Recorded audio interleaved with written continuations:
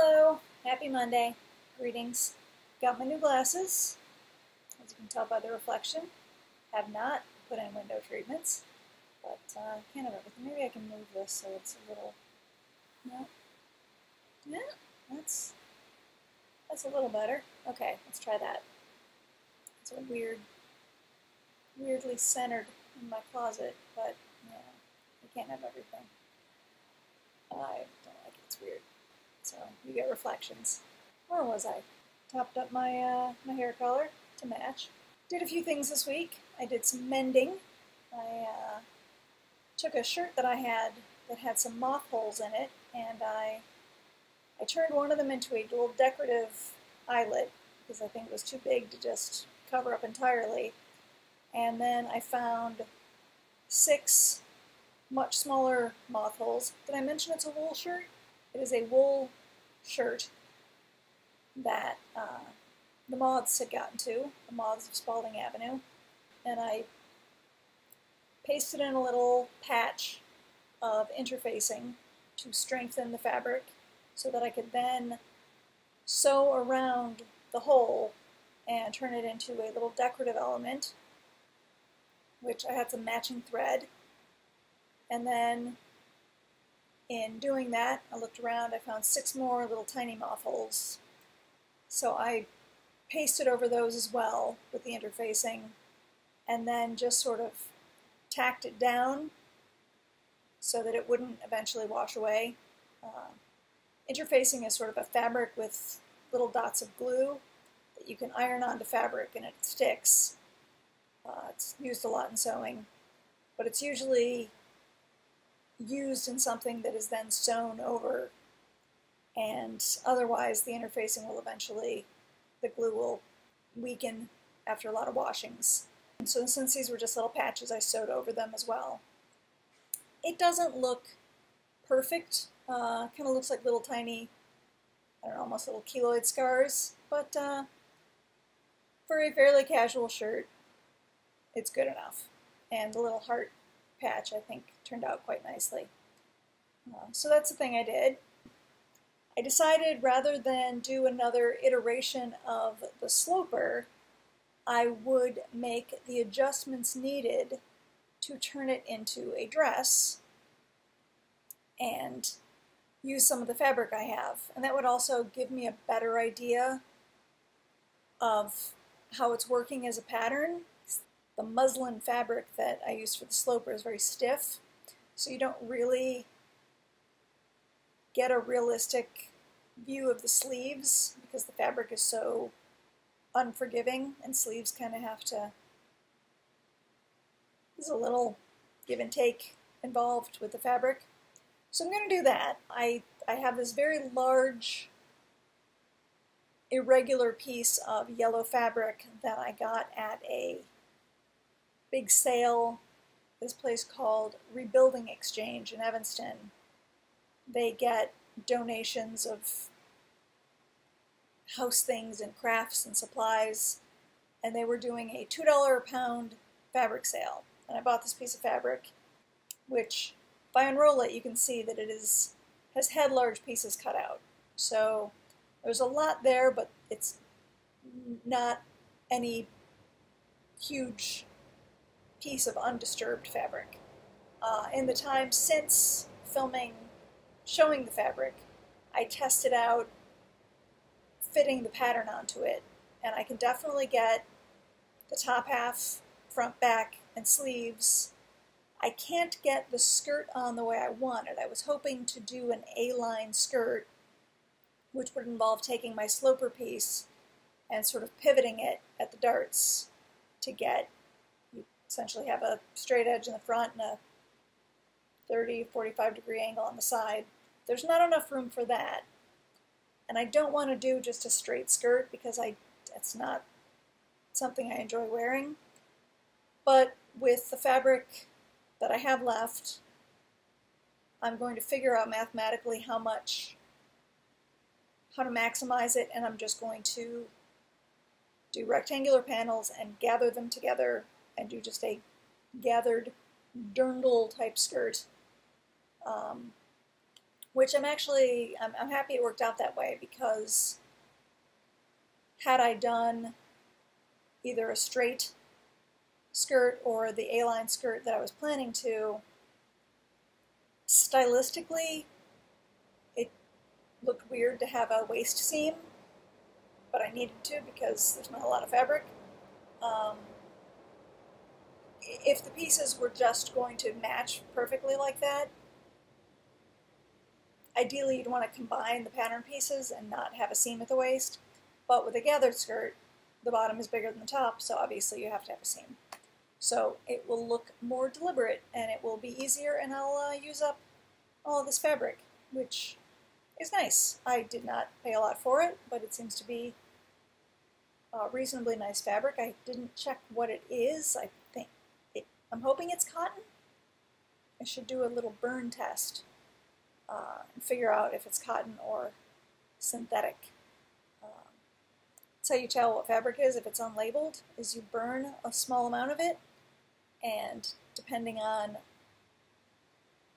how it behaves and looks and smells when you burn it, you can tell what it is. It's for people who understand fabric really well, it's very reliable. For people who don't understand, you can kind of get the basics. Like, I could tell if it's natural or synthetic. Synthetics glob up into a little ball of plastic, whereas natural fibers turn to ash. I don't need to know, but I guess I'd like to know. I don't like wearing synthetic garments. I get very sweaty and gross. I think most people do, but slightly more so. I think there's some people who can just wear any kind of fabric and not mind. I hadn't really thought about it until my sister mentioned having the same issue, and I realized, yeah, that's a thing, which is makes it harder to shop, because most things in the stores are made of plastic. Which is why I wear a lot of t-shirts, because those are cotton. I don't know if my little leopard print cardigan here is my leopard print cardigan here. 100% cotton. So yeah, I have showed footage of rolling out the fabric and assuming it would all fit. I have since made it fit and rolled those pieces up. I haven't cut them yet. I'll have done that by next week. You'll see it next week. Cutting needs, yeah, I could cut on the floor. Yeah, I have to figure out how I'm doing this. I need to trace the pattern onto fabric, cut it out. I think I'm just procrastinating because I don't want to mess it up. But the whole point is this is $2 fabric that I don't care much about. I should weigh it so I can say how much it is. $2 a pound fabric, which is very inexpensive. I'm going to weigh it so I can say how much that particular cut of cloth was. And I'll post that on screen. Yeah, the whole point of this is that it's a test and it's practice, and it's not going to ruin my day if it doesn't work, so I need to not be so precious about doing it right. If I do it wrong, I'll figure it out. If I cut a piece in half, I could patch it together and I would just have an extra seam, and it's fine because it's practice. And even if it looks weird and homemade, I'm still probably going to wear it because it's going to fit really nicely, and that'll be exciting. So yeah, I will do that. If I do it any time between now and next Monday, it'll be in next week's video. It will not be in this video, because the next thing I'm going to do is finish editing this week's video that you're now watching. What else is going on? Things are good. Work is good. I went out and did something weird and sociable last week. I went to a Dungeons and Dragons evening at a local bar, and it was pretty fun, and I'm going to go again this week. They had a lot of people, so it didn't get very far into the game. It just got into making the characters, which turned out like that was entertaining enough, and it was a chance for all the new people to sort of get used to things and talk and learn how the thing works. But we didn't actually get to play, so I feel like I should go back and actually try playing. My character, who is a barbarian criminal half rabbit, was trying to branch out. I don't know. Sounds fun. Sounds creative and silly. It's getting out. It's being sociable. It's feeling like I'm doing something. Maybe it'll be my new thing. I kind of doubt it.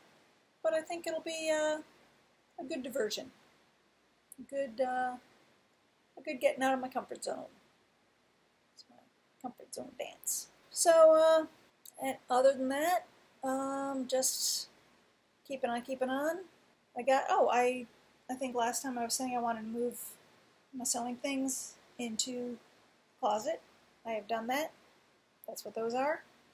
My books are now all in the bookcase. Did some organizing, more digital type organizing stuff. Including I'm trying to figure out some way to catalog all this so that I know what I have and can sort of see it in one place on a screen and put things together. But the first thing I'm going to make is this yellow dress, and that will be good. That will have something to show for, and either it'll fit great, and I'll say my sloper works, and I can trace it onto cardstock, or I will say it doesn't fit quite well, and I'll make notes and I'll make adjustments, and if the dress is horrible, then it'll probably go away. But it probably won't be horrible. It'll probably be just fine. Maybe it'll be my house dress. This is episode 9. So the next episode is episode 10. And I kind of feel like I want to, I don't know, look a little professional by then. I put on lipstick at the start. Is any of this going to make the video? I don't know. Please let me know how everyone's doing. I know not everyone watches these every week because sound is not great, and the lighting is not great, and the content is not great. But other than that, I think these are excellent. It's, it's just checking in on your friend Mo and helping her get better, and then maybe she'll eventually try to make better videos once she's done trying to get used to talking into a camera. Have a great week. Thank you so much for watching. It helps. Thank you. Goodbye.